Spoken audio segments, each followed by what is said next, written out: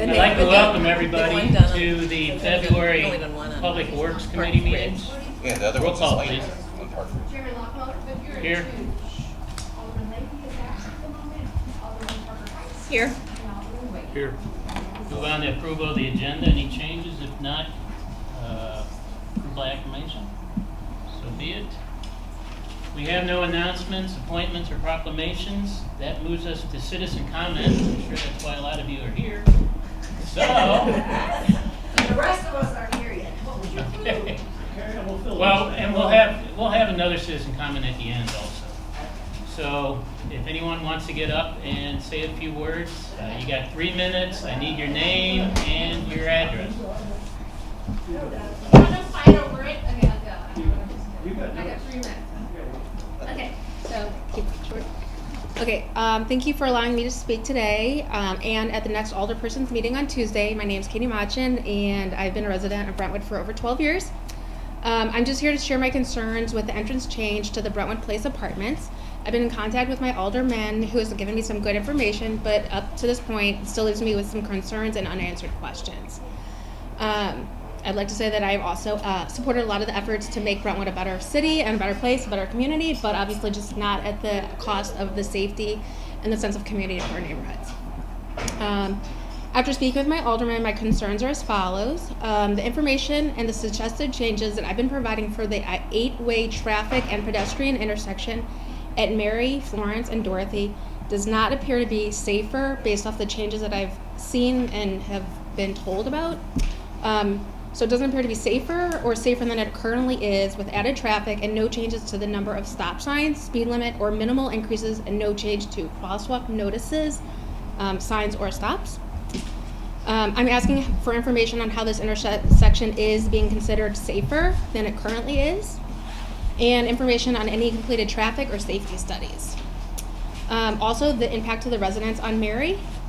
How will street parking be addressed, and what is the design of the new entrance, and is there a clear delineation for the entrance versus the end of the street?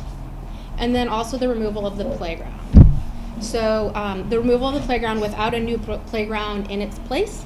My understanding that the road cannot cut across the park, but the question is then how can the playground be removed that easily? You know, when it is, I guess, like a heavily used a neighborhood in the park, and again, like there's no replacement that is in place for a new playground. According to my alderman, as we talked, the data of the playground, right, there's no, let's see. Oh, they said that Brentwood Brown will bring us a new park and playground, but at this point, I've not seen any plans for a playground. I've not been told a location of a playground. I do not know of a timeline for the playground. So I guess kind of the point is, again, that there is a removal of the playground, but no replacement. So I guess kind of at this point, you know, I feel like there's just a lot of unanswered questions and concerns that I have. I feel like some of my neighbors share, and I'm looking for that information on. I will address this also on the Tuesday meeting, and if there's a way that this needs to be disseminated so that the information can be provided, I'm happy to provide that. So, thank you. Thank you. What is your name and address? Don Keeling, 2629 Marion Avenue, Brentwood, Missouri. You guys know the zip code, I hope. Speaking on behalf of my wife, Jennifer, to echo Katie's sentiments and to expound upon, my other concerns are the effect it's going to have on my property, which is directly impacted by this change in the plan. The traffic of 100 cars a day, I think, is BS, because there's a multiplying effect with people coming in and out. They don't just leave for the day. They come back and come and go multiple times a day, so that's a concern. Cutting through the trail, which still today is somewhat unsafe at times. Oh, yeah. There's still vehicles that cut through there. Now, if you multiply that by another 300 or 400 vehicles a day, to Katie's point, the traffic study, what does that look like, and what's the safety issues? I think there's a great deal. And then really the final one is, you know, the property value of my home will drop. I today have nobody going by my house other than my 2 neighbors, and this will obviously change that. Doesn't impact any of your families. I'm aware of that. I know you guys have your mechanisms through whatever you want to do. I get that also, but it's a concern. So my millage is going to go up by the county, but yet my property value as a real market value is going to drop, and that's a real concern. So, hello, Mr. Mills, how are you? So yeah, those are my comments.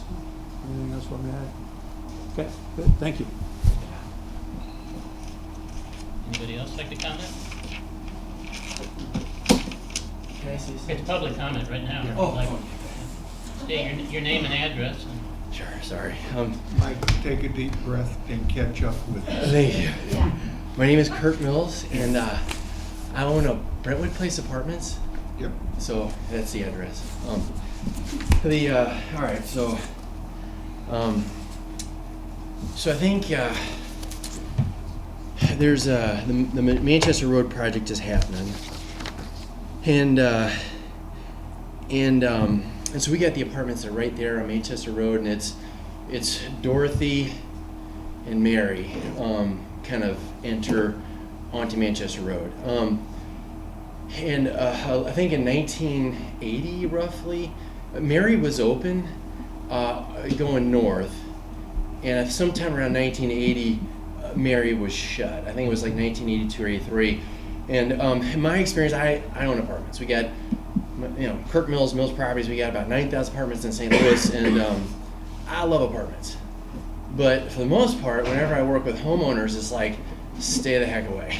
and I think a lot of people forget, like at some point people used to live in apartments, but anyway, apartments are good people, but it's always been like, keep them apart.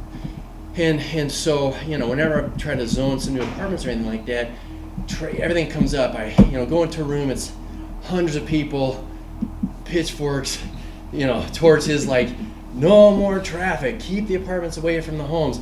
And so this just seems so, what's happening here is I think it's kind of a done deal, is they are going to open up Mary again. And I don't know the 3 homes that are right there in Mary, but I do know if I lived there, I would not want it open. They got a beautiful setting right now. It's quiet, no traffic, it's quiet. You just sit there and nothing happens. Well, I went and met with them last week. I'm like, guys, I think you're going to have 100 cars every morning going to work, and 100 cars every night coming home from work. So this, this is right now. This is their homes right now, and so you're saying there's 100 cars right where this car's parked. There's 100 cars going to come in and out of there every day, and it's not 2 lane; it's 1 lane. So cars that are way back there, there's a U-turn right here. Actually, it's right here. Okay, so this is the Keeling's home right here, and this is Dorothy, and you're about to do a U-turn into this. Well, if there's a car way back there, and these cars are here, and it's starting to come this way, this car is gonna sort of sit here, wait for that car to kind of go. There's just no room to jimmy this. And so you're gonna have cars sitting here, looking back over their left-hand shoulder to see if a car's coming down this one-way lane, and then there's gonna be cars getting here, doing the same thing, and then there's gonna be cars coming in this way, seeing a car come and pull it out, backing up here. I mean, it's just, do you really want 100 cars coming in and out here every day? And if you lived in these 3 homes, the answer is, definitely no. Then, if you, so you're gonna, 100 cars are gonna come here every morning. And I think MoDOT is saying, oh, well, hey, every car is gonna dutifully do a U-turn and go this way to Manchester. But they're not. They're gonna cut through Kentland, Kensington. They're gonna cut through Kensington to Kentland to Litzinger. You're not gonna go down, wait for Manchester Road to let you in, go to the stoplight, wait, then take a right-hand turn, when you can easily just cut through and peel into traffic on Brentwood. It's a shorter route, it's less brain damage. You will do this. This whole neighborhood is this street. So you got 100 cars doing this. And I mean, if you're a parent, you can't. You look at this, you're like, oh God, kid. You know, so like, you know, I had a bunch of friends that had homes in Rosalie. As soon as they got to the point where they're having kids, like, I'm out of here. Because I know to stop when I get to my driveway. But a kid, you go, Rosalie is a cut through. It is a kind of a slow street. So you got U-turns here coming into the lane, here going out. Man, you got these pictures of these bikers. You got these beautiful, look, the trail looks amazing. But this is your marking materials for the trail. And you got joggers, bikers. I've worked with Great Rivers Greenways a bunch of times. I'd be willing to place a bet. They have not designed any trail in their entire trail system that has this set up. 2 U-turns. I'd be willing to place a bet right now that if you sit down the Great Rivers Greenway and say, great, show me this exact pathway car intersection where you got 2 blind U-turns on a path you've designed, I'm willing to place a bet that they don't have one. I've worked with these people. They are meticulous. It's traffic calming, traffic this, traffic that. You don't want somebody jogging with AirPods in or kids flying up and down here with bikes. You're here, you can't see back here. That's 100 cars every day doing that, doing this. So you can't. Hey, Kurt. You can't see. It's kind of limited to 3 minutes. I mean, I don't want to cut you off. I'm wanting No. Give me 2 more minutes. Okay. Well, give them about 3 minutes. Okay, so, Well, we got more after towards the end of the meeting. so this is a little closer view of that 1 lane thing, and it's not short. It's about a half a football field of 1 lane. So you get stuck in that 1 lane, you're backing up. This is Dorothy. It's 1 lane. You can have 100 cars in and out there every day. This is 1 lane. Now the other thing that I don't think everyone realizes is I don't know what the street is off of Hanley. Rosalie goes to a street through an industrial court. There's Eulalie. So you've now created a whole other awesome cut through. It's like as soon as you start pointing these cars north, they're not going to do what MoDOT theoretically wants them to do, which is do that. They're going to go, cool, all these cut throughs. Somebody is going to find that access through Eulalie to Hanley, and then when they're coming home, they're going to sit there and go, sweet, why do I hit this traffic going south to 44 or whatever in this stoplight? I'm just going to cut through Eulalie on the way home. Eulalie has to be one of the absolute worst streets in St. Louis to cut through. That is it. And so that is your straight shot from Eulalie straight to the apartment property. I mean, come on. I can't believe this is like a done deal. It just seems like such a. All I know is we are going to have a lot of unfortunate conversations over the next decades if this happens. And it's going to be like, get your apartment people to do this. I'm like, I tried. So that's a 2 cents. Anybody else? All right, I'll close public comment. There will be more comment towards the end of the meeting. Move on to reports of committee chairs and aldermen. I guess I would like to just respond a little bit to what's been said. The elimination of Van Mark Way is not a decision of the city. This is between MoDOT along with the Federal Transportation Administration that funds that project. 2 reasons they want to get rid of it. They want to eliminate curb cuts along Manchester Road. The other reason is at that point, to accommodate the pedestrian tunnel, they're going to raise that road bed 3 to 5 feet. So that entrance is going to become unusable. We can't come through that park because that parkland and connect up with Dorothy. That parkland was purchased with federal money and it must remain park. It can't be used for private use. So where do we go? We got to go to that dead end on Marion. Now I've directed staff to look into doing some type of curbing and a right turn only on Mary at Florence. They will not be able to take a left onto Florence. They will not be able to go straight onto Mary and up to Litzinger. Everything will be funneled to the right and then down towards Manchester. That's all we're looking at right now. That's all that's in the plans. We're still trying to, we're taking your comments and we're trying to figure out ways we can adjust that. But that entrance, that Mary Avenue, is our only avenue right now. I told them they could take more. We're not going to have a discussion right now Okay. at this point. We're going to have a citizen comment again later if you want to rebut what I said. And I'll be happy to stay after this meeting and talk to you all further. But that's where we're at. And we've got Andy Leahy, who's another Ward 3 alderman. We've got Brandon, who's Ward 2, that's involved with this. So you're happy to stay and talk with us afterwards. Move on to Andy. No comment. We'll catch up at the end of the meeting. Nancy. No comment. Brandon. Yeah, I mean, I'll just have one little rebuttal too. I mean, these are valid concerns, and they are being taken seriously. I think Steve's idea about what can we do from a traffic standpoint to make sure, because I share that concern that you will bomb north through the neighborhoods if you're coming out.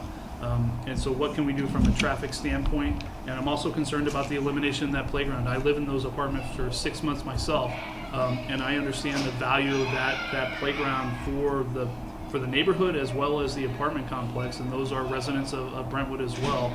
And I think what that indicates to us is that we need to prioritize and getting a new playground south of Manchester as fast as possible. We've seen notional plans there. We haven't made decisions yet, but in my opinion, that prioritizes getting that faster than we were planning to do to fill that hole that we're filling with that playground. So, I appreciate everybody's comments tonight. This is an important thing, and really appreciate everybody's input on it. Andy. I'm a little confused. The removal of the playground, but we're spending $80 million, and part of that is putting in another 20-something acres of park arrangement just on the other side of the tunnel going underneath Manchester Road. It is my understanding that the playground that is currently in the right-of-way coming up the walkway does not go away. It stays. It does go away. Thank you. I am misinformed. And to the point of, I think the answer to that is that we need to get that playground south of Manchester. We've seen notional plans for it. We have not approved it as a board, but I think that needs to be prioritized, just like we did the pathway. Maybe get higher on the priority list to do that. And that would be my opinion to the board. All right, we'll move on to City Administrator report. Molly, you have any? I have none. Department reports. Parks Department. Eric, I believe you have something, an update? Yeah, so I just have a report that was in the packet for February. Two small things. The first is the fact that Lisa and I have been working on a request for qualifications for the on-call landscape architectural services. As you know, PDS has been kind of our on-call landscape for I think 4 years, maybe 5, and it was time to put that back out. And so we had just, I think, finalized it today. It's going to be out advertised on Sunday. With the due deadline is going to be March 17th, at which time we'll shortlist firms, bring in interviews. We'll also send out email directly. We'll also email firms directly to try to get a nice round group of candidates. And our goal is to bring back our list of firms, because we think it could be more than one firms. We don't think we have to finalize it with just one, kind of like some of our other on-calls. Public Works and Neighborhoods. So, any questions about that one? Great. The second thing is just talk about a little bit about 2020 capital. As you know, we've started already on capital. We did our kickoff meeting with PWM in late January for the surveying project. In addition, we also have some multiple items in our capital plan that we purchased through governmental contracts or purchasing cooperative that the city belongs to. Just if you don't have any questions, we'll start purchasing those items and start working on that. That was it. Is that it? All right. Move on to Public Works Department. Dan, you have a whole bunch of stuff.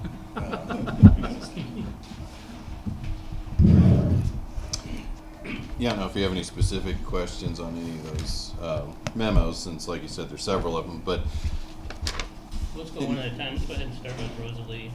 yeah, Rosalie, just for your own benefit, the plans are at the preliminary stage from Horner and Schifrin. If there's any comments, we can put the comments in there now. They still have to go to MoDOT, so no matter what our comments are, they have to comply with whatever MoDOT says, since we're getting 80% of the funding from them. And then I had reached out to them, but looks like we're trying to target March 10th or so for another Ward 2 meeting, so we can open that up for any questions as well. Basically, Rosalie's 40 feet right away, and the improvements are on the south side. There's actually, after they survey it, there's enough right away to put in the 5 foot, and then in a couple areas 4 feet sidewalks. But that means we need to eliminate those trees. The trees, there's only 4. There's 2 fairly insignificant smaller ones and then 2 larger ones. But the 2 larger ones are in poor positioning. One's pinched between the sidewalk and a retaining wall, and the retaining walls stay on that south side. They stay on the north side because we're not touching the north side, but on the south side, we're leaving the retaining walls. And then there's another pinch point where there's a large tree. I took a picture of it right next to an apron. It's actually heaved up the sidewalk slab that's there in the apron, so it's pretty much in a poor position as well. The good news is that because there is 40 feet of right of way, that they can actually put the improvements in without having to get additional land, is what they believe. So that step should be fairly easy to clear with MoDOT, and then construction still isn't until 2021. This 2020 is just finalizing design, getting the bid packages ready, and then possibly later on, if they give us the green light, then you could advertise in late 20 so that you'd be prepared to do construction in 21. So there's still lots of time before these get finalized. Steve, Oh, Andy, go. when you're talking about putting the walkways in, Mhm. as they cross the driveways, Right. will the city be replacing the driveway aprons? Yes. Yeah, and they've called out like whether it's asphalt or concrete. It's like they're only going to replace it where they damage it. So it's not like you're getting a whole new driveway. It's just to that back side of the right of way. Towards Yeah. the street side? Yeah, because some of them have to be flattened out to meet ADA, so that if you're in a wheelchair, you don't hit that angle. That it's too severe. What type of sloping are we getting into with the Well, across Rosalie itself and where the aprons come in? Are we gonna have big bumps, or are we gonna have a smooth projection? It should be a smooth transition, just like, your, the width of the sidewalk can't exceed 2%, it has to remain fairly flat. And then your longitudinal grade, can't be greater than 1 inch every 12 inches, And the apron is normally wider than a driveway. Right. So Yeah, it's got the radius, or radii. Now, depending on what the homeowner has as a driveway width, Mhm. will dictate what the city puts in as an apron. Right, you're not gonna double it or something. No, but we got a few of them that have very tight driveways. Right. The trick is you're not gonna make them straight out, but you will mushroom them out a little bit. Yeah, So they're- that it's a nice pull-in. Right, yeah, if you look at the plans, which were on your Yep. board docs, they're in there. We were working through those. Right. And like I said, you've got plenty of time. If something needs to be modified, revised, we can do that. But the aprons could be concrete and/or asphalt, depending on what the homeowner's current driveway situation is, or Right. all aprons will be concrete. That I don't recall. The detail's in there, though, as far as stationing and cross-section. I just don't know offhand. I know that there's leader arrows that indicate whatever occurs at the particular one. So, concrete entrance, sidewalk. It just depends, because it's got saw cut. That's something we can ask them, just, Please, if you would. What I'd like to do is avoid any type of surprises at the 12th hour. yeah, because I already have notes scribbled on mine. I wanted to put the right-of-way width on there. It says right-of-way, and it calls out the right-of-way, but it doesn't actually have the width. And I know it's 40 feet because they had the original plat pulled from 1907, and that's all Watsonia subdivision that those houses are in. Thank you. That's actually the original block of Rosalie. It only ran from Brentwood to Marion. Yep. turn of the century or previous century. Yeah, I mean, so I'll just say I really like this plan. I mean, I'm very happy that it's not moving into the front yards or, Right. or messing with, and so I think And they that's, moved the lights closer to the curb too, if you Yeah, saw that, right. so it's not closer to the home. I mean, I think based on all the feedback we heard at the ward meeting, I think this is the best that we could have done with that. I know we're talking notionally March 10th, possibly for an open house to bring residents in. We'll probably combine that with a Ward 2 meeting so we can do kind of two birds with one stone to get feedback on that and finalize on this. The concern about when the trees are taken down, that we're not replacing them. I think if we can do anything to, communicate that, the 4 trees are going to have to be lost for this. On that street, I know. Even if we're particularly identifying where are the replacement trees, so people can kind Yeah, of see thank you, that. Rick. I know we'll replace those trees one for one. It won't be on Rosalie, but It won't. If you walk by that meeting, we can tell you which side we'll put them in. Yeah, and I think that's a general statement too, because people see trees go down, and I know we do 2 for 1, a replacement per tree USA. So, I think just better communication about that of where the new trees are going on would go a long way here. So we'll see you hopefully March 10th.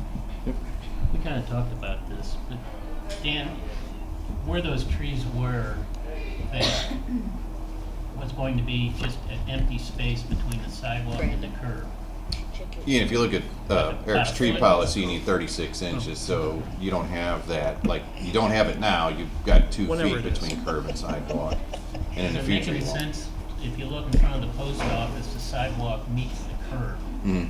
Does it make any sense to push that sidewalk to the curb and get it even more out of the individual's front yards?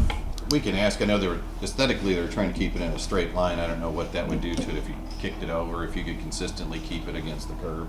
Well, if you look in front of the post office, Yeah. it's right up against the curb. Yeah, and that's the way they were gonna keep it in front of the post office and those 2 homes just to the east. I guess knock that around at the open house. Yeah, because the only concern I had was trying to maintain that green space in the future, if you could do like a pervious, like that rubber way we used or something. That way you don't have to maintain it per se, would let water percolate through, but it's not grass you're trying to keep. Yeah, I think that would be an open. I mean, Steve, I agree. It's so narrow. It's like, what's the point? But at the same time, we're putting a really narrow strip right next to the retaining wall. It's Right. going to get less sun. So, unless you're going to, I don't know. So that would be kind of a detail. Probably we can ask I just questions thought, about. whatever you do, I'd like to keep some pervious just so the runoff gets a Good way point. to Okay. dissipate. All right, I guess we move on to the city hall improvements. Yeah, on that one, it's just for your information. So there's several updates. We've got J.E. Foster actually isn't in the building anymore. It's just public works. So we're working on the city administrator and clerk's offices right now, doing painting and things of that nature. There's several photos in there. I don't know if anyone's gone in there since that work's been done. So the stone floors are all done. Right now IT is actually doing the door strike. So some of your doors are brand new, some of them didn't even exist until now. So all those door strikes are being put into the IT system that manages the doors. So that in the future, your badge, whenever you come to City Hall, you guys would be able to swipe it at the north door, at the new Brentwood Boulevard door, and it'll release, document you came in at this time, that sort of thing.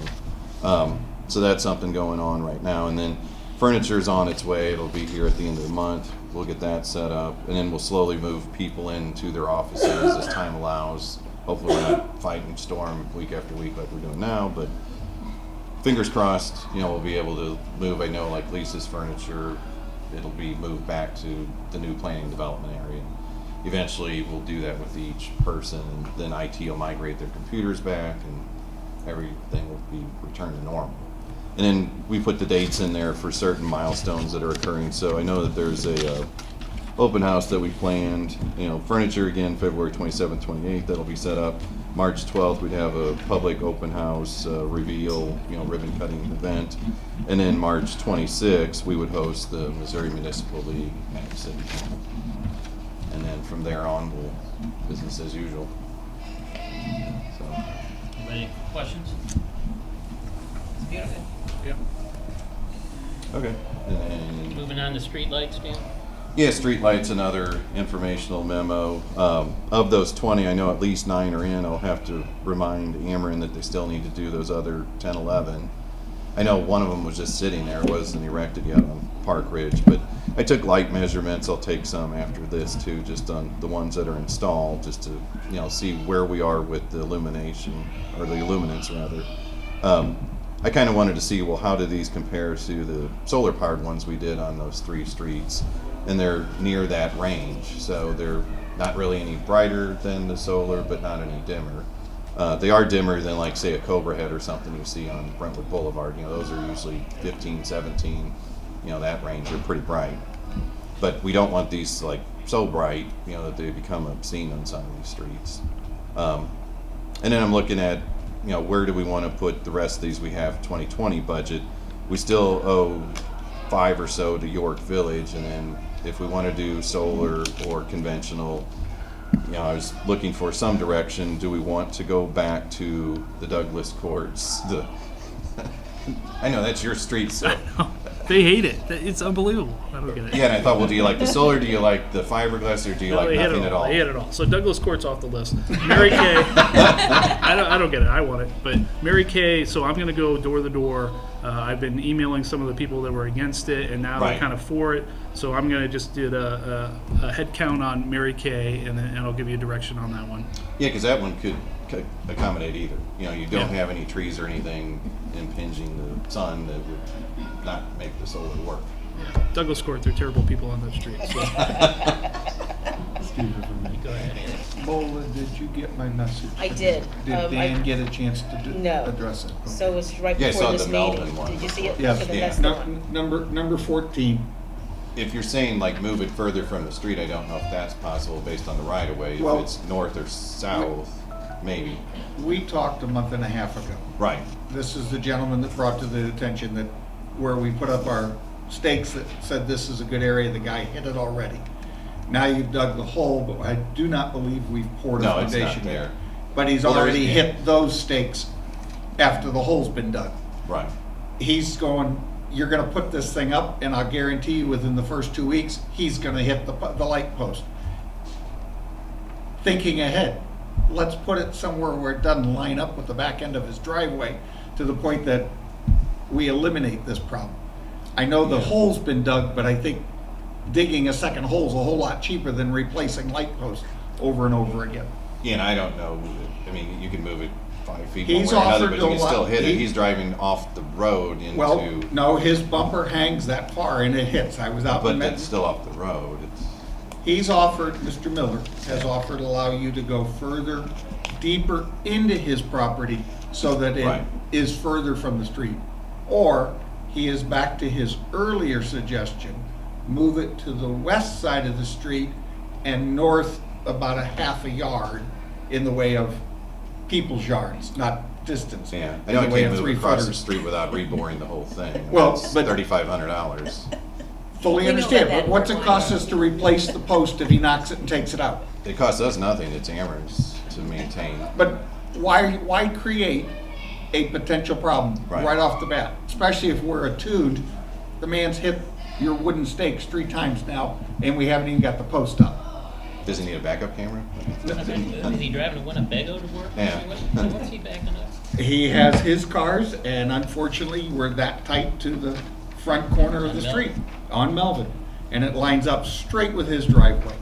It, just the way the math worked out, but Mr. Miller is offering that we need to fix the problem before it becomes a bigger problem, if possible. Is that a possibility? I can ask They him. gotta look at it, because you've already dug the hole, and I think you're ready to set your footing.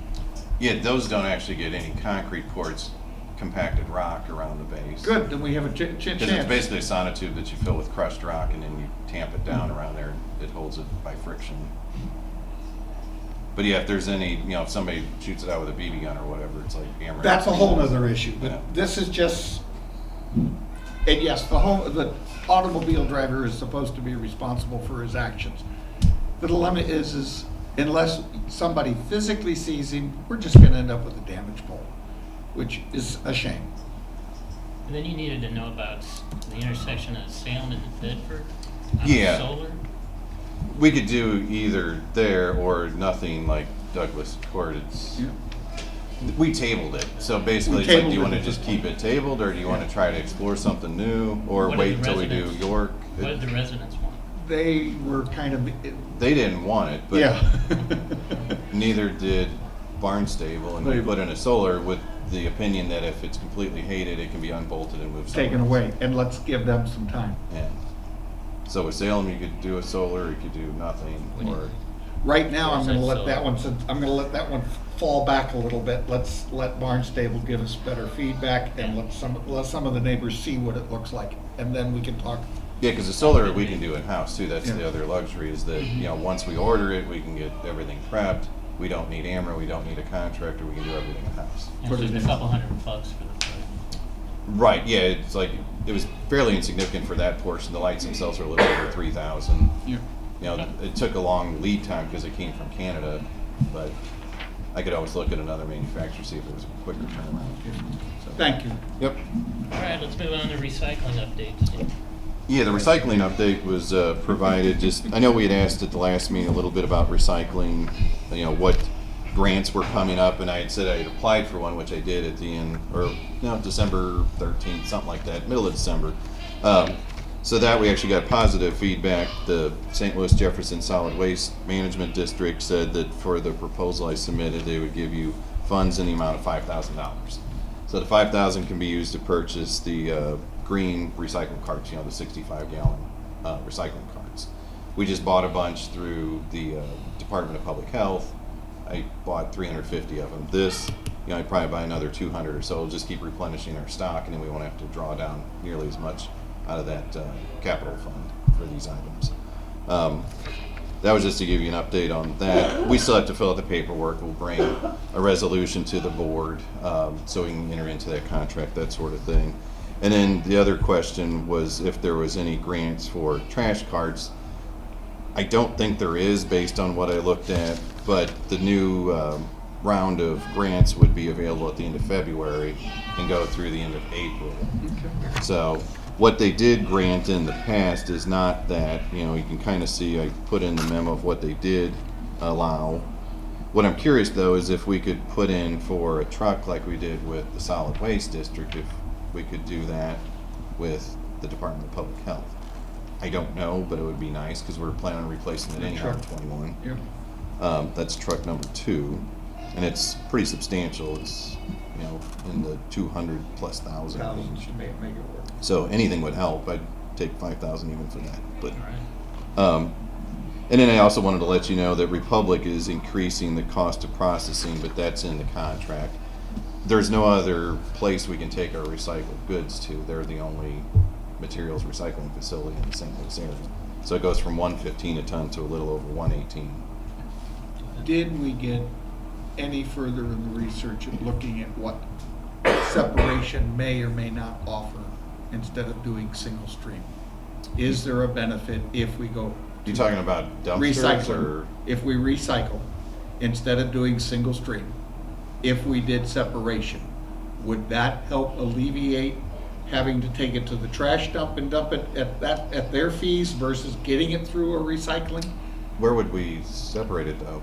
It was discussed at the last meeting. Yes. We're still exploring it. Yeah, that's what I'm looking for. Yeah, is 'cause I don't just have that an we're area. still I'm looking. just- Yeah. Dan, we're still exploring Yeah. it. As I say, I don't know of any areas, so Well, unfortunately. the limit is, I understand your thing, where do you put the dumpsters to separate everything? Right. My dilemma is none of that is in priority.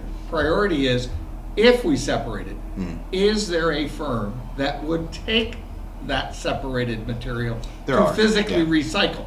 And if we did it that way, would it be more economical to the city versus I'm paying a fortune for the dumping of the recycling Right. with the hope that he gets to sell it for recycling and we get a rebate back on whatever he gets to sell it for? Because I think that is just not working as well as we'd like it to. So what are the other options, if any? And I Right. don't know it.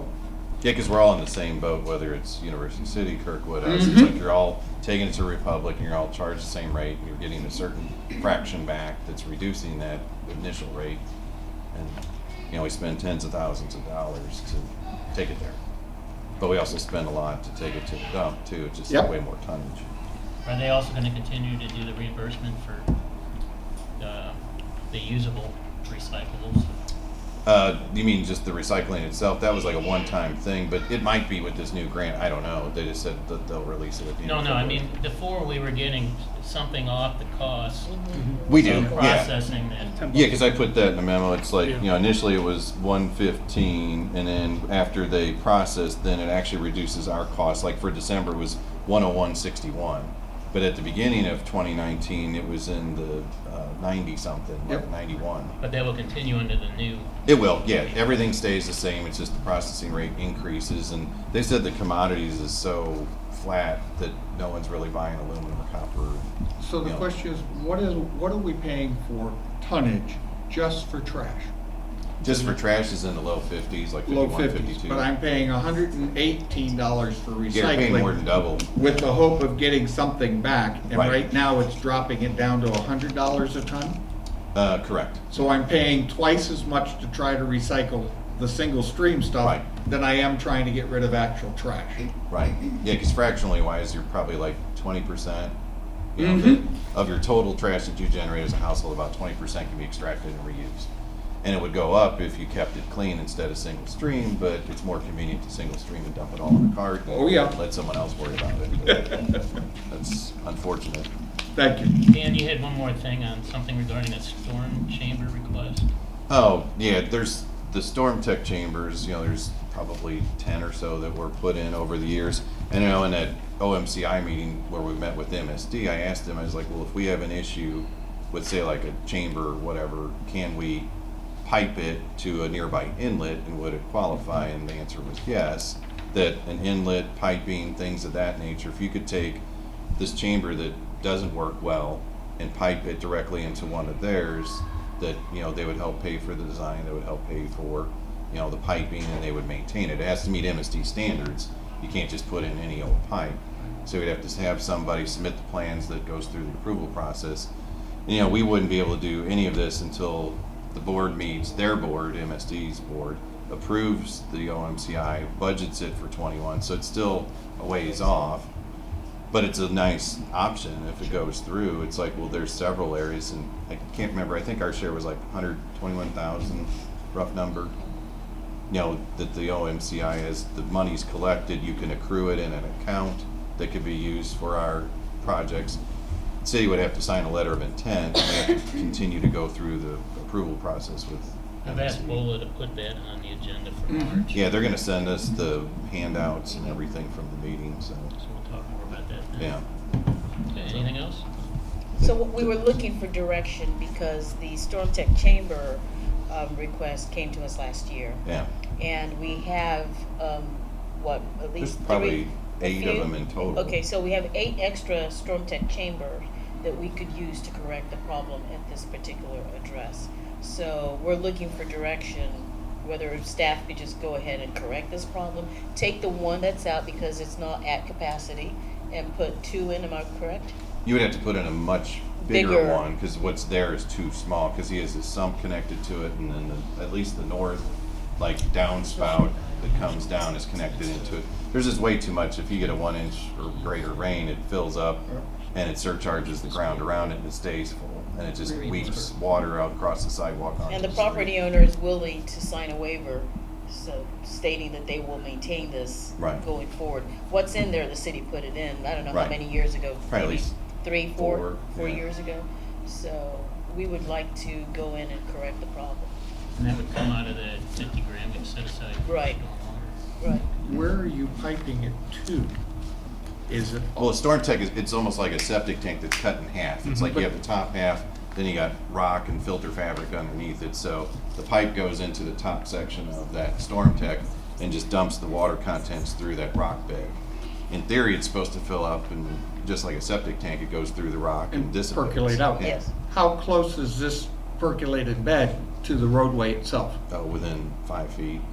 to work with? We I don't mean, have a it's because the problem. house is so close to the road, you don't have a big frontage. It's not like Ladue where you're 100 feet away from the But road. if you're percolating the water down Okay. through the ground, Yeah. are you at any point threatening the stability of the ground underneath your roadway? No, because it's more or less underneath the sidewalk and then the person's yard. Yep. It stays in the right of way, it doesn't stay underneath the So ground. your two Road. proposed chambers would stay all on Mr. Ravenberg's property? Or do One of we? them Yeah. would be partly into his because it's so big. Your other option would be is to wait for the MSD thing to go through, and then you would just run a pipe from there and tie it into a nearby inlet. And then it would just feed itself into the inlet. If you worked that way, does the piping to the inlet stay again on his property? Or No. am I going to I have could to run it down the cross somebody sidewalk, else's? I could run it down the roadway, there's lots of options with the pipe.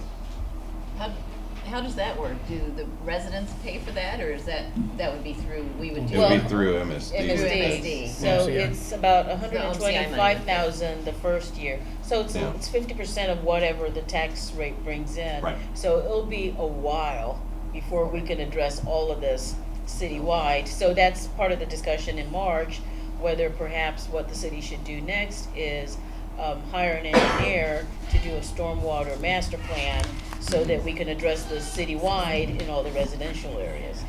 Since Brentwood Bound is, taking care of the issue Right. on Manchester Road. But, that's for your discussion later. Yeah. We just thought we'd bring this to you because this is something that staff could do now, or we could wait.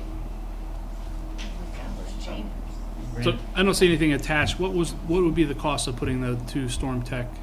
I don't have a cost for it yet because I didn't even know if it would work. We have to do a volume calculation because what's there doesn't work. We met with Storm Tech, they came out there and I like, think that's, we need more information. You Yeah. need to bring it back in March. Yeah. We can't- Okay. yeah, we'll have to bring it back because I don't know what it is. Yeah. Okay. All right. Anything else? All right, move on to the Planning and Development Department. That's you, Lisa. I have one update to provide tonight. As you all probably recall, back in November, staff started working with Arcturus, a design firm, really to accomplish two things for Hanley Industrial Court area. Both of these recommendations were things that were in the 2018 comprehensive plan. One of them, the first objective was to look at developing a street plan for Hanley Industrial Court. That doesn't mean by street plan any physical changes to any of the streets in Hanley Industrial Court, but what it does mean is look at the naming of streets, where they begin and where they end, and basically transforming, just going from one Hanley Industrial Court Drive to more street names in order to help people better navigate Hanley Industrial Court. That's one of the main objectives. But secondly, also, because it is kind of been confusing, we also have been working with St. Louis County so that once we do all this renaming and readdressing of properties within Hanley Industrial Court, all of that will be integrated into the 911 dispatch system, which is something that we definitely need to do. So again, it's really kind of a safety measure, and then also just have people be able to figure out their way around Hanley Industrial Court better. So that was one of the objectives of our work with Arcturus. The second one was to embark on a rebranding plan, which is also a recommendation in the comprehensive plan. And so we have developed a concept, much like we did for Brentwood Bound. We went through the same process with the different staff persons involved and working with the consultant, and trying to figure out what the story was going to be able to tell about Hanley Industrial Court. So we do have a concept, the link, that we now are going to be taking to the Hanley Industrial Court Association the end of this month, and have a meeting with them and get them up to speed where we're at with the street plan and also this rebranding plan. This whole idea of coming up with a brand for Hanley Industrial Court then in turn would be used for overall marketing and promotion of the Hanley Industrial Court area, but also it'll come along with all these different design elements. Again, like Brentwood Bound, you can do things like your wayfinding signage with that, street banners, all your promotional materials, just also, just a bunch of things that you could do to help promote the area. So, like I said, the update on that is that we're going to be having that presented to the Hanley Industrial Court Association the end of this month. And then once we have all of that, we'll finalize that and just bring it back again to you, just really for information, but start our rebranding and also our promotion program for the area. So. Andy? In the one attachment, the proposed street restructure, Mhm. I think it's identifying 8 different streets, but it never tells me what those streets are gonna do or what they are. Do we have names, or are we going to the Hanley Industrial Court to ask for their input, or? Right, so we'll have street names that, again, we're gonna present. And, just to remind everybody again, to actually rename a street, if it's a local street, is up to the Board of Aldermen in the city to do. But because, again, we want all of this to be integrated into the grid system for 911, we're also working with the county person to make sure that we're coming up with new names that aren't somewhere else represented in St. Louis County. And also, he's helping us actually with the re-address. So at this point, the attachment here doesn't identify It those does not 8. have the names, but It we'll just have said those these put 8 in. streets are what we're playing with. Yeah, Thank you, then I read it correctly. It is very challenging Gee, to to get come names. up with It the is. street names. So it's no different than a developer, I guess, who is working with a raw piece of land and subdivide, and you have to come up with street names that aren't in use. So. Okay, thank you. Anybody Any else? other questions? If not, thanks, Lisa. All right, we'll move on to the consent agenda, which just has the minutes from last month's meeting in there. If, Andy? Motion to approve the minutes from the January 9th Public Works meeting as submitted, please. I'll second that. Second. All in favor, say aye. Aye. Move on to old business. Back to you, Lisa, regarding stormwater infill management.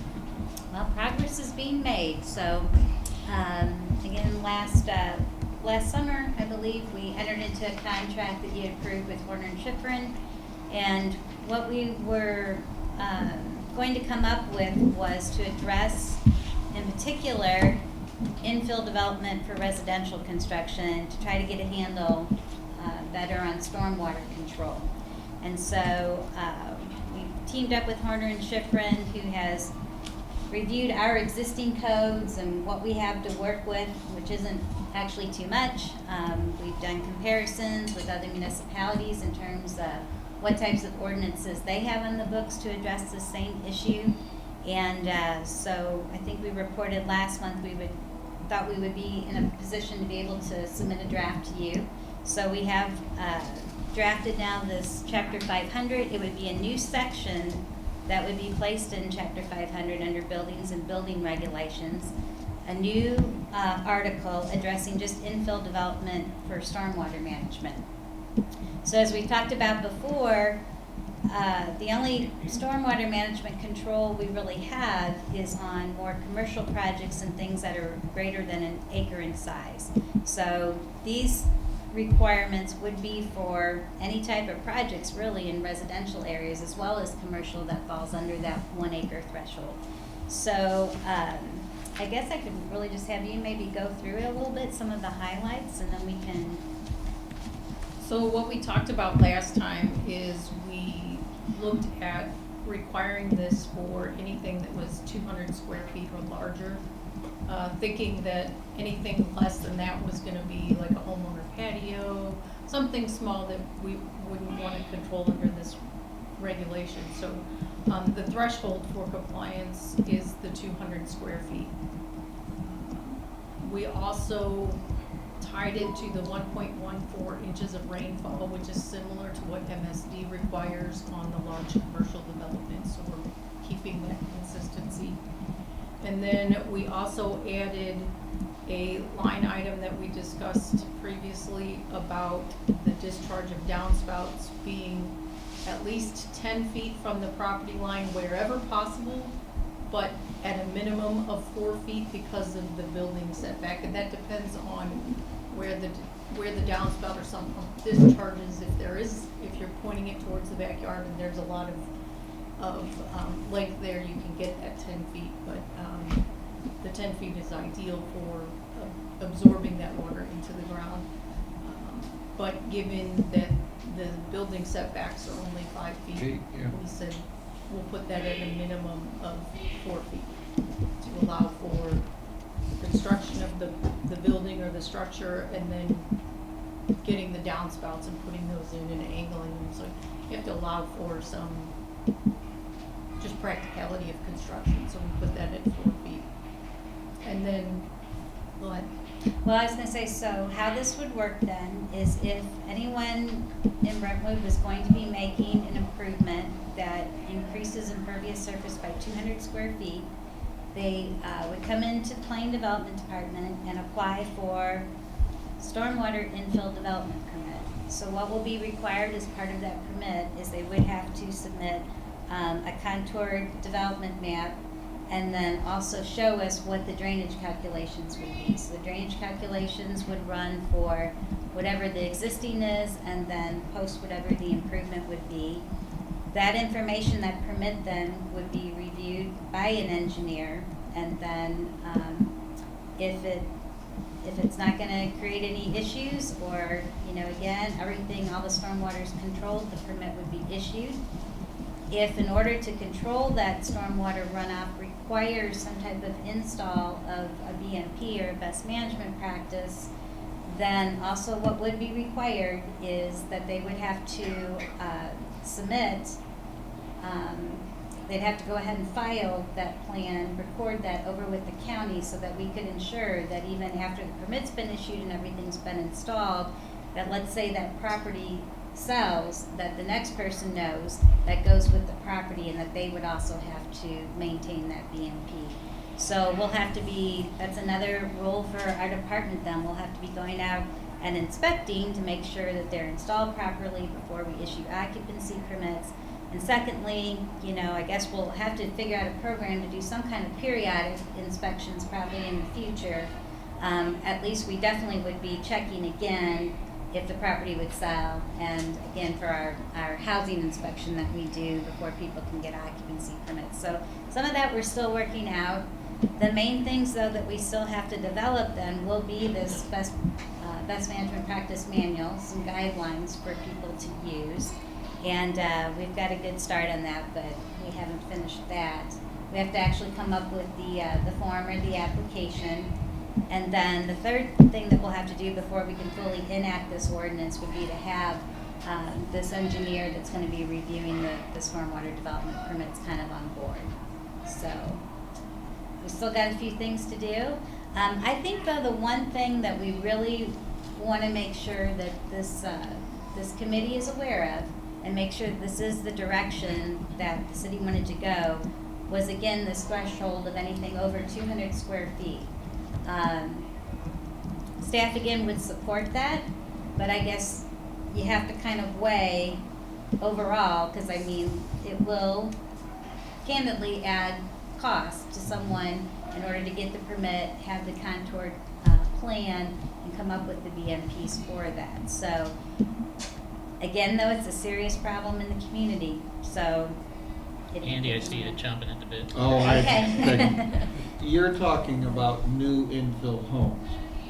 What happens to the homeowner that sells his property that his downspouts currently run into that 5-foot offset area?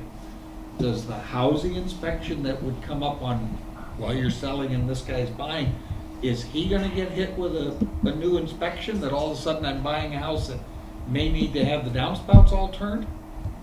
Or is that I'm grandfathered in and you can't touch me? Well, definitely if it's a situation that is causing a nuisance, that's written into this draft. Okay. But let's just say that it's not. Let's say it just doesn't, you know, meet that setback.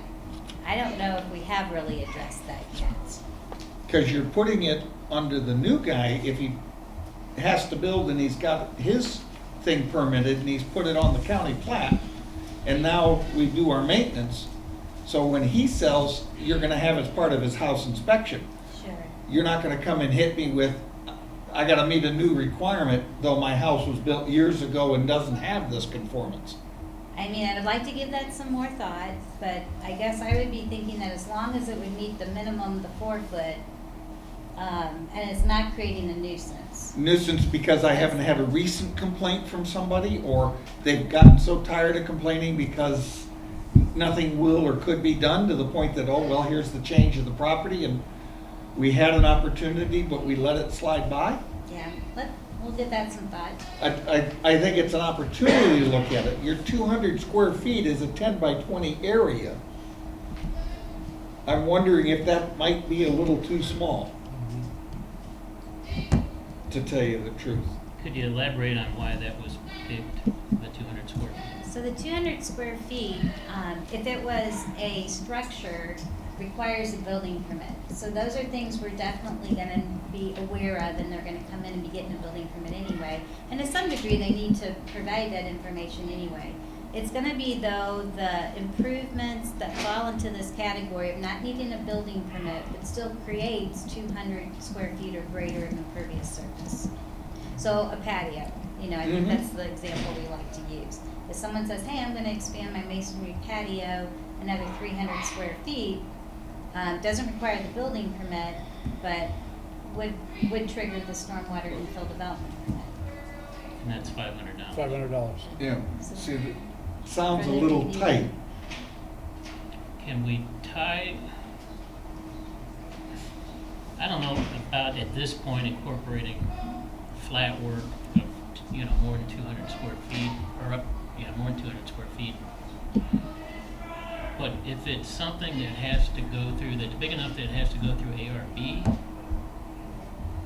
that would then trigger the 500, or the permitting for the runoff. See, the problem that you got is, even if I do the 200, and I think that's small, that's 200 feet of impervious surface. The answer is, where does that new rainwater go? Since it's not hitting the ground and soaking in, I have sent it to a flow somewhere. And incrementally to projects like that over time, you think of the...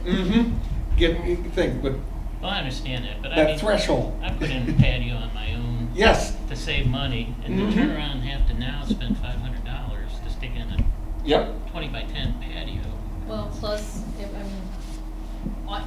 for your example of the patio, it's not just the $500. You have to do the calculations and hire an submit architect. something. Yeah. So I guess to your point, if it's already going through ARB, then typically in those instances, you already have somebody hired to complete that work, Process. and so you're not putting additional burden on people that they normally wouldn't have. On the flip side, a 200 square foot structure creates the same amount of stormwater runoff as a 200 square foot patio. However, the structure, you have to have an architect, you have to have somebody design it, you have to have the engineer seal it, and there's a lot that goes into it that a homeowner or a commercial entity is already taking on board when they're doing a structure, as opposed to your example of flat work. Typically, you don't have you're not hiring those people to do that unless it's something bigger than that. So that's Typically through ARB, I mean, it's an addition that's got a downspout. It's concentrating all that water into one area. Where if you're doing flat work, that just kind of sheets out. I mean, is one worse than the other? I mean, Depends where you put it. I mean, you're right. It does depend. I mean, that's kind of a generic answer, but it depends on the topography of the lot, what kind of slopes you have across the property as far as directing it. Is all the water directed one way, or is it spread out? So I mean, yes, when you have a downspout, that water is concentrated, so you have more opportunity for a nuisance type issue when the flow is concentrated. That doesn't, I mean, so yes, there's a lot more opportunity for that, but if it is sheet flow, you can still create a nuisance problem. Anything? I have the same concern. It seems onerous, right? I mean, Is there a way of reducing the $500 fee? but it's not just the $500 fee. It's the I'm Aggravation to going get to the lay a permit. patio myself, but I have to go hire an engineer to do a water flow analysis and pay $500. And I mean, We got these problems over it, but I agree with that. and then the sump pump is kind of, and I know we've talked about this a lot, Christy, but like the sump pump thing is kind of like, where possible, put it within 10 feet. So that's not a hard and fast black and white rule. So like, then we're going to be debating whether it's possible or not to go within 10 feet. And then is that a board of adjustment kind of thing that we'd have to do? I mean, A variance? I mean, we're, Well, but we're your 101 years old and Your we've minimum made is it 4 this feet. far. So, I mean, at a minimum, they have to put 4 feet. And that, and because of the building setbacks, and it all depends on the slope of lot. I mean, if everything's going one way, it's the only The way. elbow on my house, at the bottom of my downspout, is 3 inches coming off from the downspout. I have a 5-foot setback from my neighbor. She is a 5-foot setback from that, but she sits 2.5 feet lower than I do. So you're assuming that I can discharge in that 4 feet of the 5 feet setback, and that will handle the water. And I'll tell you, it doesn't. I literally turned all the gutters and ran it to the backyard to have it disperse halfway in the backyard to get, so that when it finishes, it disperses between 2 backyards and not between houses. But you're gonna, I mean, how do you craft an ordinance that says, let's design it that way? But the 4 feet is only allowed if it works, if it's not creating a problem, so that's At why 1 you still 1/4 have to inch, have it's the- not gonna work. It's just not. So then, that would be denied, if you will, because then in addition to that, then you would have to You have to do implement a some BMP. BMPs, right, in Mhm. order to, Just think, Well, and that's where the reference to the nuisance ordinance comes into play. play, yep. And I think that's my concern is that maybe 200 feet, if you're done to your own patio, adding this is onerous, but I still go back to, I would rather know if I'm working on, like, I'd rather know when I'm putting in my patio or adding onto my house like we did that, oh yeah, I'd rather fix it then. When you're in the job, you're adding onto your house, you're putting in your patio, figure out what the problem is and solve it then, rather than having to go, getting a nuisance complaint, having the city come down, having to go back in and try to reconfigure it later. There's got to be some balance there of appropriate ordinances that don't result in a whole lot of, like if we keep letting stuff go, you're going to have all these nuisance complaints. Don't look at me. We're coming back, now, this is a draft ordinance, we're gonna see more of this in the Yeah. March meeting.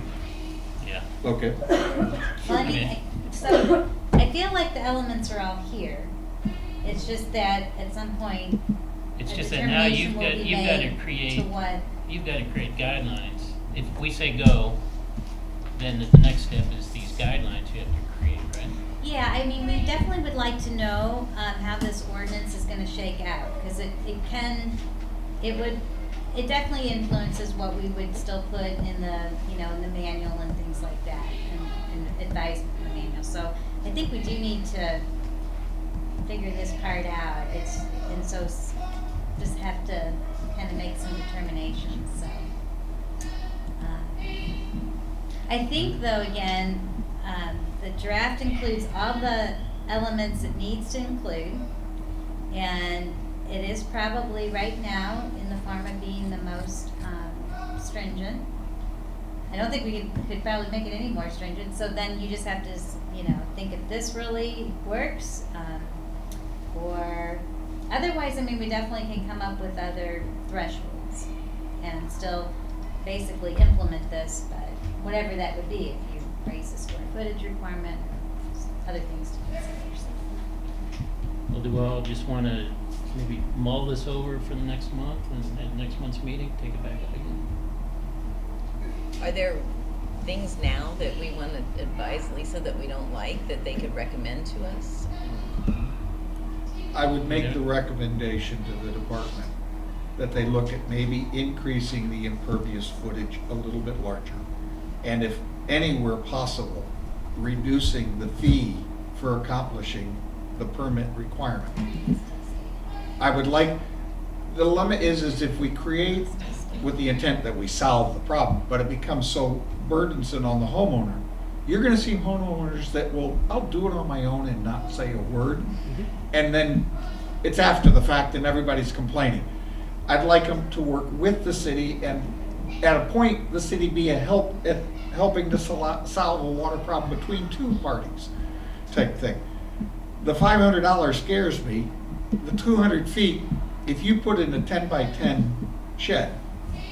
When I did, it was a 10 by 14 foundation that you put down, so there's 140 right there type thing, and then I put the shed on top of it. I've taken out 500 feet of patio out of my backyard to put gardens in, but at the time it didn't look like a whole lot, but 200 feet just sounds so small. I think Lisa and Christy can talk to the committee about how you arrived at the $500. Yeah, the $500 was to cover the city's costs for Mhm. review. I mean, I agree. I understand what you're saying. It seems onerous, but because some of these, depending on how much impervious area you're adding, the BMPs can get pretty complicated and pretty complex to make sure that they're going to work and you can fit them into the area that you have. So we looked at the $500 is, 2 hours time for an engineer to review it and then write a recommendation to the city. So, it's not like we're estimating days to review, so. I think the $500 is insignificant because that's $500 is to review the analysis that has been done. You also have to pay an engineer at that same $250 an hour to do the analysis. So that's going to be $5,000, right? I mean, if it takes you 2 hours to review something, it's going to take you much longer to do it. So now, when Steve's putting in his own 201 square foot patio, he's now got $5,000 engineering fee and $500 review fee, and he's doing all the work. When you go to ARB, do we require that the homeowner or the applicant come to us with certified drawings, or do they come through with enough plan to be able to handle the questions that the ARB members may raise? About stormwater? No, Or just- about I'm an sorry. addition to a home or something of this nature. If I have to go through ARB to get my amendment done, Okay. type thing, do I have to come with certified blueprint plans to do that? Or can I come with rough drawings and stuff to the point that I've conveyed what it is we're doing? I'll let Steve. The site plans for ARB are engineered site plans. It has to be certified, okay. Yeah, it is done by a surveyor. The first finished floor elevations are set, basement floor elevations are set. Do I go to ARB if I want to put in a patio? No, I don't. Now, why don't I? it's not required for ARB approval. It's- Even determining by size of patio? Doesn't matter. ARB does So not here review, they do not review decks, patios, Thank- fences. But here I have a water problem that we're trying to address, and now I'm forcing a lot more effort and design criteria before I let you dig dirt. But ARB is for aesthetics and fit of the architectural style of the neighborhood. It's not an engineering review. It is to make sure you don't put a pink house in the middle of our street. True, but if I do a patio or a deck, I don't have to. But I have to get a $500 permit if I want to do a big enough patio. I agree. I'm just trying to find the criteria as to what needs to be reviewed, what doesn't, and how do we make type thing. Would the board consider looking at these types of requirements as suggestions to the homeowner as if you're going to do this versus I need to do X, Y, Z as a permitted requirement? Do we trust our homeowners to work cooperatively with us that will accomplish the task, or did we just kick the can further down the road? No. When I put my 390 square foot patio in, I'm going to do one half of it, and it's going to be 190 feet, and then the next year I'm going to come back and do the other half. Half. So you're going to skirt the issue? Yeah. Yes, and I don't think that's a unique decision. I No. think that would be It's ridiculous. a reasonable man test Yeah. type thing. Could I ask, so what doesn't go through ARB? So patios, or what things would you consider to cause water that don't go through ARB? Patios and decks. Is that it? Driveways. Driveways. But with all due respect, ARB is not an engineering No, they're not review. engineering, It's but an I'm just aesthetics trying, review. it totally is. I'm just trying to see if it's not there's a germane. category of, not that ARB would review it, but if there was a category of structure. But I mean, those are probably the main things that that's the list. Again, anything that is impervious surface. So most of it's gonna be kind of yard improvement related stuff.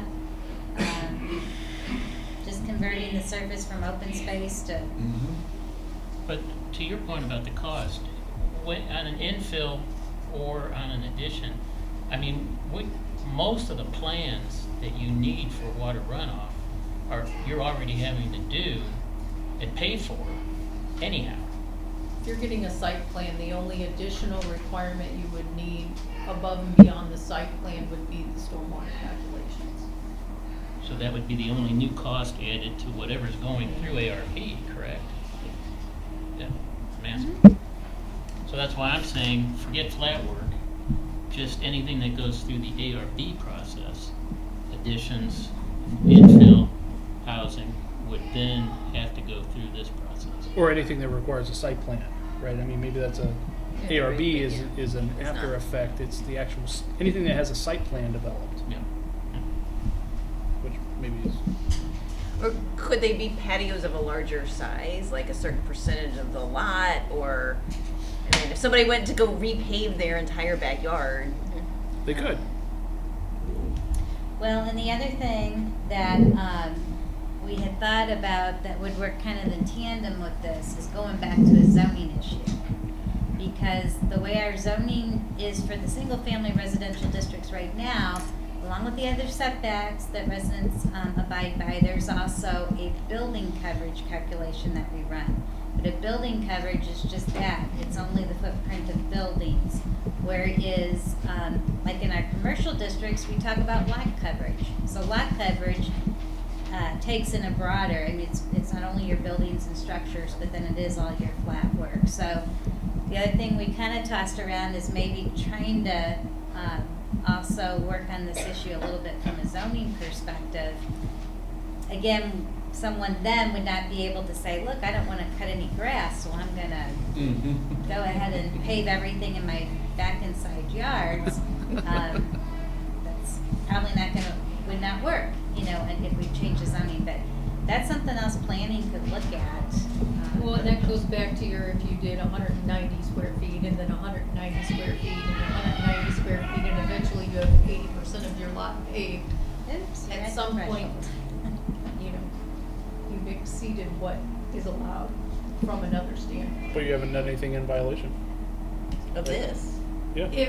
No, but that's what Lisa was saying, if you add a lot coverage Dimensional. to the zoning ordinance. So if you want us to maybe look in that area and again tackle this issue from both zoning and stormwater control. I agree with the percentage theory, but you know, I mean, Brentwood properties are like all weird. So like anytime we apply some kind of math to these, it all falls apart every time, right? I mean, it's just because all the lots are crazy. So I feel like that would probably open more can of worms, even though the intent is good and I agree with it. It's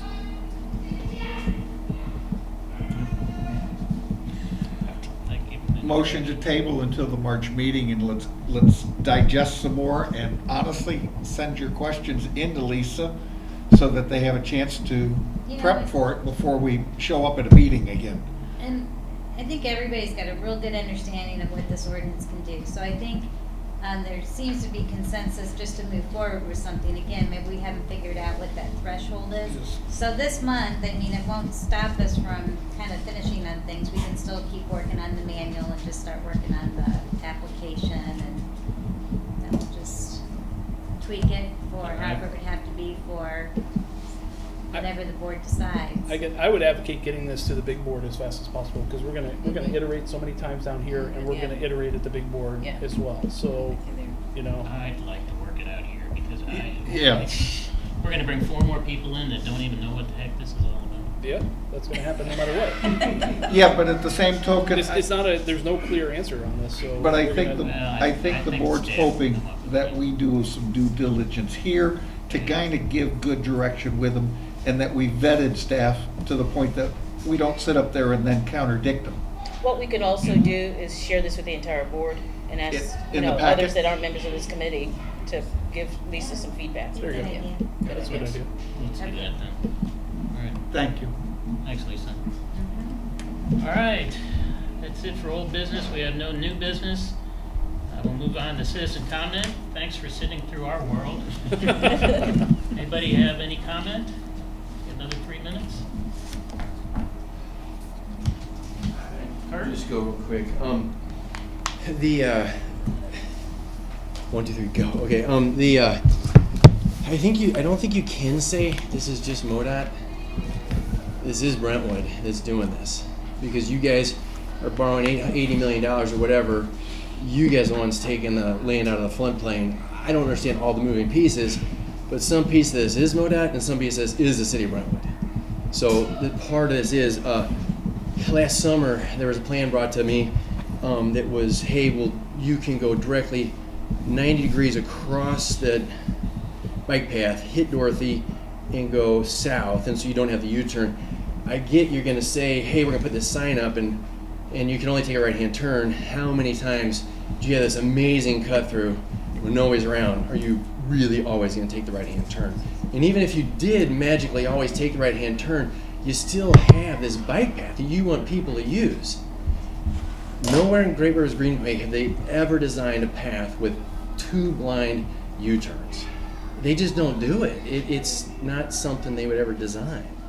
So check out where Watson Road and the Grant Trail cross.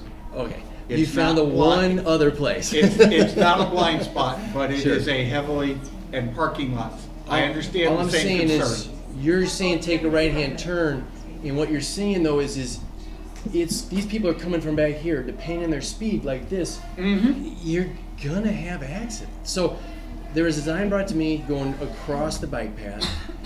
You guys, I don't 100% understand. I know the ground's going down, but I'm like, they've offered me $50,000. I don't want a dime, So you can take more of my ground. You can build the world's largest Verslock wall. We'll put any kind of fence you want up there. If you look at the bike path that goes down there, there's room there. I don't understand all the principles of that. I don't know what's stormwater retention. I don't know what's like, but if you look at it, there's some room, and we can talk about it after the meeting, where you kind of go, well, if you just took the path a little bit this way, there's room for a lane. I don't understand all the principles. I don't know how much Manchester is being brought up, but I think there are probably alternatives. I think the city of Brentwood has created this. It's not MoDOT. You guys have taken MoDOT to another place. This is the city of Brentwood that's doing this to this neighborhood. You can put up all the right-hand signs you want, Kirk, can I right-hand ask you turn one signs. question? Yeah. Who are you negotiating with? I don't really know. All I You're know is negotiating with MoDOT. You're not negotiating with the city of Brentwood. here's the thing. Here's what I do know. Your voice is a heck of a lot. I think there's probably an alternative. If somebody said, hey, look, can we talk about this and just see what the alternatives are? And maybe they're too expensive. Maybe you can't do them. But could we explore them? They're not going to listen to us. Our voice is zero. You guys are their partner. You're taking on an $80 million loan or whatever it's called to work with them. If you sit down with them and said, look, we don't know the answer, maybe the answer is no. But is there an alternative that we can explore? I get there was the going across the pathway, and that solves all the problems. There's no U-turn, there's nothing. A car and a bike person can totally see each other as long as you go across a bike lane. That was punted because it somehow pushed this timeline back 6 months or something like this. No, I have to say, because it's park land, it's federal money that was purchased the land. We are not allowed to use that park for anything else but park land. And so it's not delay, it's just you can't touch it. You can't touch it. It was federal money that bought that land. Okay. And you can't use it for private purposes. So there's no way to go across That was you what I just said can't. earlier, and that's why we have to go around that park. We can't go to the south on You Manchester can't Road. take more of my ground and go south? It's not where. I can show it to you. I mean, after the meeting, I'll show it to you and just ask you a question. I'm telling you, with them raising that Sure. road bed 5 feet, I don't care how far west we go into your property, we're hitting that tunnel. And we're hitting that 5-foot high road bed. Okay, I understand. All I'm saying is if I think you know that, because if you're dealing with MoDOT, they're gonna tell you all that. I don't have to. I've not talked to him. I've called the guy 3 times. He's not called me. But he called me back one time. We're playing phone tag. Here's what I say. If you lived in this neighborhood, you would hate this. If somebody ever gets hit by a car or something like this, you're going to go, wow, MoDOT, was there another option? And all I know is And we're looking at those designs. You would not want this to happen. There's no way you could say, hey, I'm going to invite 100 apartment cars to drive by my house. You just wouldn't, ever. There's just no way We're you looking do at a it. design to try to get it U-turn back towards Manchester. We're looking at it. And I mean, so- this has just come up in the past week. So I hear that, but whenever this decision was made, somebody could have sat there and looked at this and go, if I own a home here, meaning this is not, you can't look at this and be like, oh my gosh, this is a revelation. If you looked at this, whenever it happened, and you put yourself in a homeowner anywhere around there, there's no answer but this is not good for me. So all I'm asking We're going to is, make it good for the homeowners. We're going to try to find a design to get your tenants out of that onto, but they're not going to go through the subdivision. We're going to get them to get out of there through the right-hand turn down to Manchester. that's totally fine. That sounds good. I don't think it's going to work exactly like you want. I think you go straight, you hit Eulalie, you take a left, you still have Brentwood Road, you go straight, you hit Rosalie. And by the way, you can't just have somebody sit there all the time. How many times is right-hand lane when nobody's looking, you got a great cut through? It sounds good on paper. The reality is it's not going to work like you want.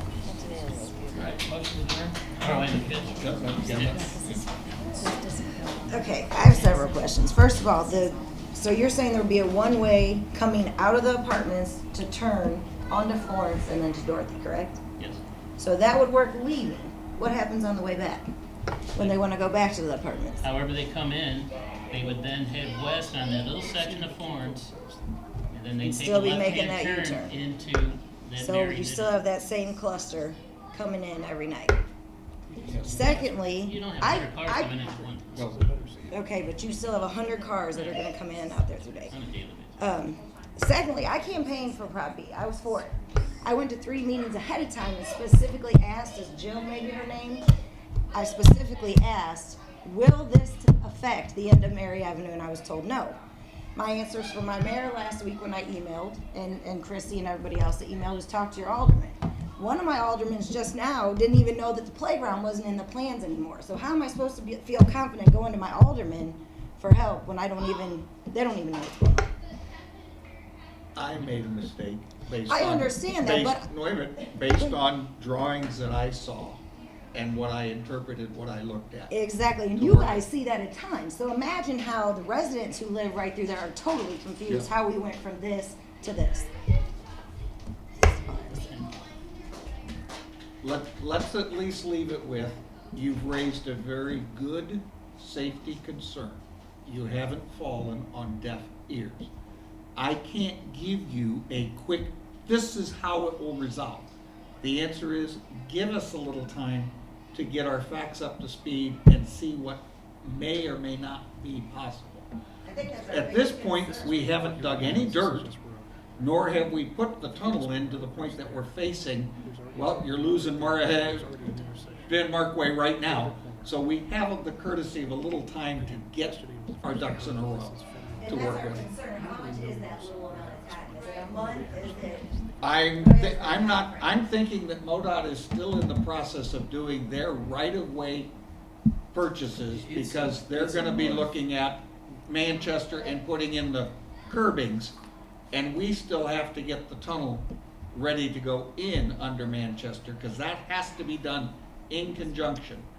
The changing of the slope of the hill coming down from Mary Magdalene going down, that's the thing that creates the issue. And you've got the Brentwood Cavern entrance, the wooden deck patio and stuff. That is the other thing that creates, how far can I push something to the east before I get into a cavern point that creates a construction problem.